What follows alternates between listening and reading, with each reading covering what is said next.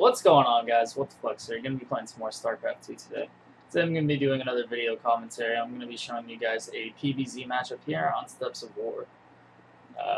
Fantastic little fact about Steps of War, in case you just haven't noticed. One, I like to broadcast a lot of games on this particular map because, honestly, I believe this map is possibly the best one to showcase skill on.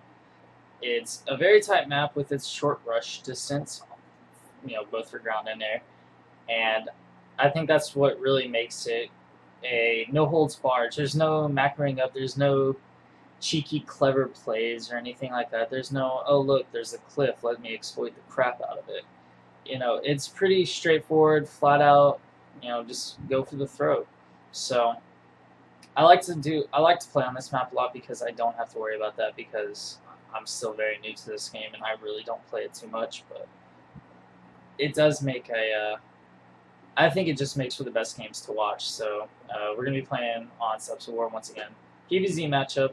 I'm going to be the red Protoss in the top spawn, and my opponent is going to be a blue Zerg by the name of Mystic. This was the ladder match. This was, I think, my last gold level match. So yes, I was at the top of the gold ladder, but still that's pretty iffy play. So.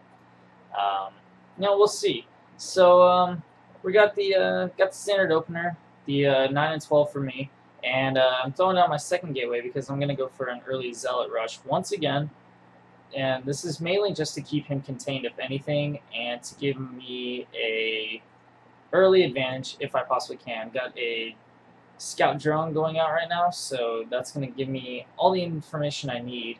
And it's really going to pay off for me, especially because he's parked right there. And my opponent went, I think he went a 15 pool and a 16 extractor, which it's only one supply later, but it's really not too big of a deal. So he maybe worked up his economy just a tad bit better there. So whatever. But he actually throws down an Evo chamber, and what this tells me straight off the bat is he's just going to go for heavy Zerglings. There's no tech right now, so I don't have to worry about roaches. So my Zealot Rush can be very, very, very, very, very potent.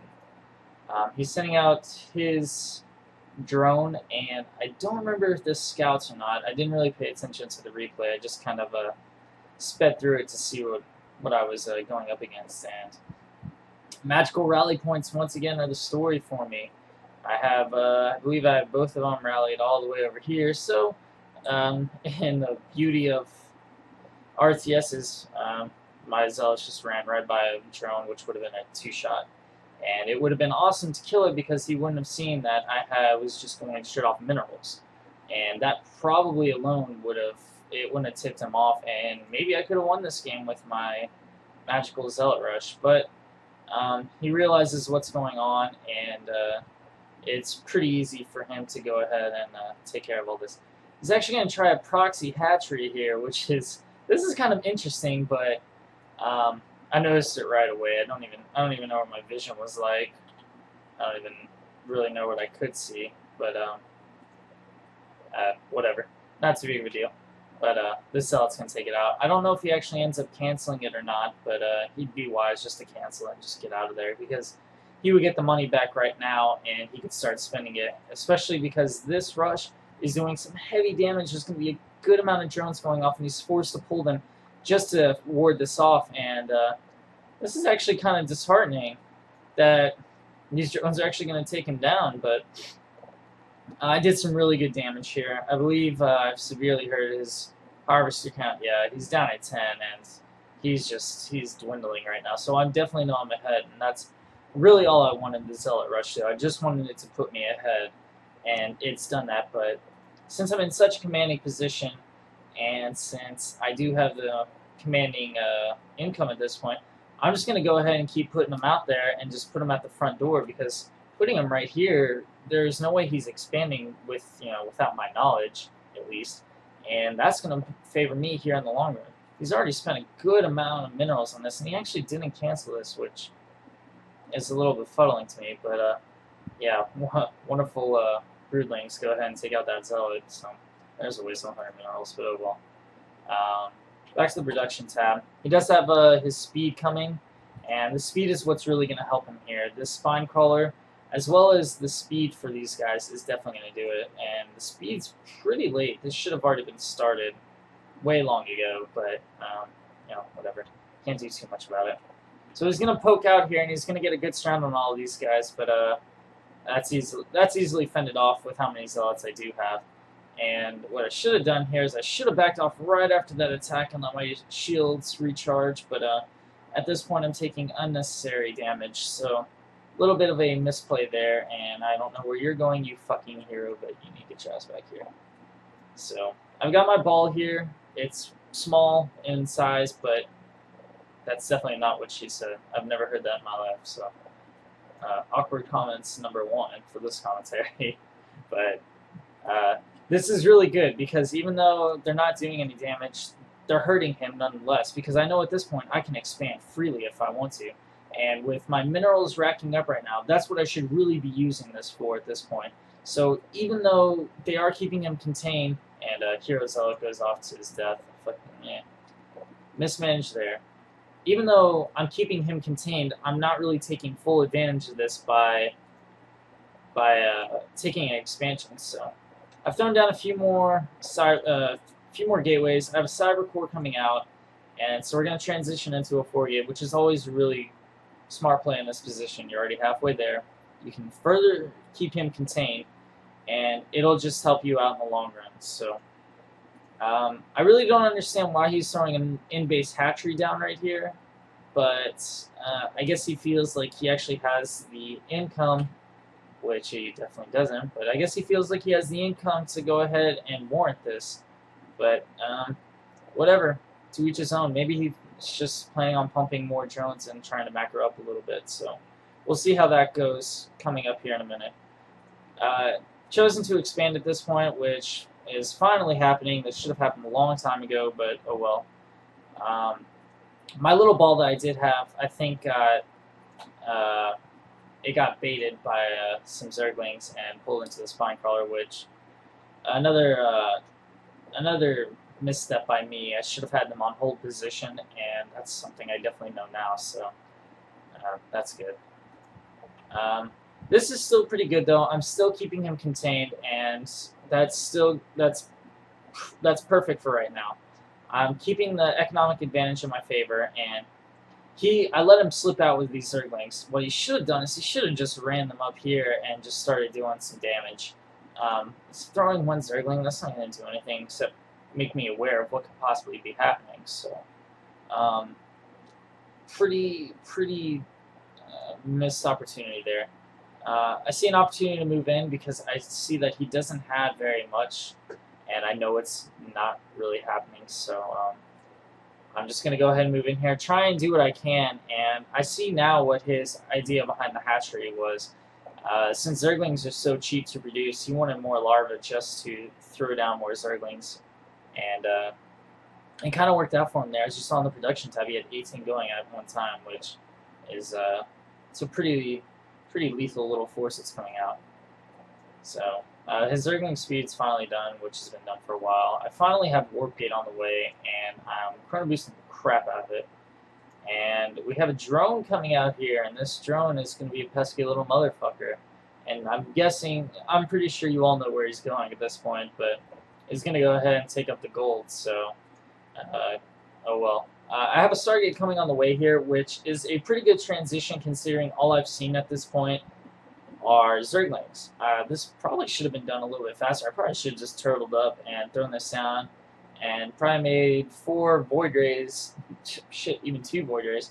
Just sent them in here, annihilated everything, this can be over. But, still learning, so, what can you do? He's stacking up a good amount of gas, but it's going to be warranted here in a little bit whenever he finally does throw down whatever tech he's actually transitioning into. He still seems very worried about this Zealot Rush, so he's throwing down an extra Spine Collar, which isn't a bad idea, I guess, because if I had been paying attention, this game's just chock full of mistakes. I should have been taking advantage of this. This is almost a little disheartening to watch back, but when you play 2 games a week, I guess that's all you can do. So, oh well. All I could have just taken these zealots, ran in here, and ran down to this side, and this wouldn't even be here. But his gold's about to get active, and another blunder once again by me. I should have known the potency and the the likability that he was just going to run up there and take it. There's really nothing stopping him, so why shouldn't he take it? But oh well. The warp gates are going on. I'm keeping my money pretty low. That's pretty good. I'm pretty happy about that. That's one thing I think I did pretty well this game. I did keep my money pretty low, but looking at my income, I don't have shit for harvesters. I should probably have about 40 at this point, and he should probably have way more than me. But oh well. Income's definitely in my favor, and I really should be able to end this right now. Had I actually picked this off, I think I probably could have won this game right then and there, because this would have been a huge blow to him. I still would have had him contained on one base, and it would have just been completely in my favor. But moving up the ramp once again with my Protoss ball. Mostly zealots here. Got a couple sentries and a few stalkers, and this will pretty much do the trick against any zerglings. But he does. He's finally throwing it on his tech, and Hydralisks are possibly one of the most annoying units to play against as Protoss. Mainly because they're just so good against both forms. They're really good against gateway units, and they're obviously very good against Void Rays. Lots and lots of little shitlins running around, and I'm trying to use the force fields to back them off of my zealots and keep them away from my stalkers. And my zealots do a very good job of taking the blunt force of the damage, and this is perfect. This should be the end of the game. I should split some of my zealots off, and I should have them take out this spine crawler and have these stalkers. Actually, no, I shouldn't have them do any of that. I should just leave that spine crawler where it is, because it's in a horrible position. I should have just ran over here, sniped this hatchery, and then taken out some of his workers on gas and maybe his queens. But I guess I just backed off here, and another mistake. I have him by the chokehold. I should be able to take this game out. But I have a couple Void Rays on the field now, so I'm feeling pretty confident. But at this point, I haven't actually seen that he has a Hydra Den coming on. And if I had seen the Hydra Den, I probably would have actually picked up Phoenixes instead, and just had the Phoenixes just pick up the Hydras and have the Stalkers just kill them. Even if it was only one Phoenix, that probably would have been a very good idea there in that particular position. But his Hydras are coming out just in the most unopportune time for me. It's almost disheartening. And by the time I realized there's Hydras on the field, they aren't. I had actually told my Void Rays to just try and snipe this, and I probably should have just told them to area attack, because they would have actually switched to these bastards, and with them at full charge, these guys would have just melted. But that's why you watch your replays. You get to see your mistakes, and you get to see what's going on. So, as much as I do this for entertainment, this is also me learning, and saying it out loud really does kind of help you see what's going on, and help you realize it maybe with a little bit more of an understanding of what you were thinking at that time, but what you should have been thinking. And once again, I'll reiterate it, that StarCraft is a thinking game, not necessarily a skill game. So still, I'm leaving this gold unchecked. It's really crappy. He has really crappy saturation, so this isn't really too much to worry about. I'm throwing down a Twilight Council, and you'll see what the Twilight Council comes down to. Seeing the Hydras, I think I already had this Void Ray on the way, so I think the Stargate units are probably done for right now. I have an annoying ass itch, Jesus. But I'm banking a shitload of money at this point. I should